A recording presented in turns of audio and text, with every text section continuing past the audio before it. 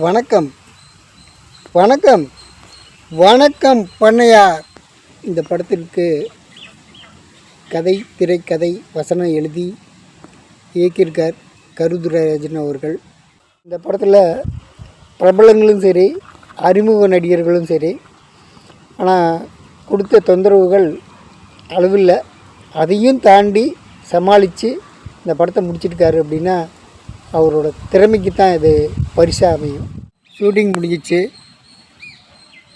Editing முடிஞ்சு dubbing போயிட்டுருக்கு. பிரபல நட்சத்திரங்களும் புதுமுக நட்சத்திரங்களும் இணைந்து பயங்கரமாக கலக்கியிருக்காங்க.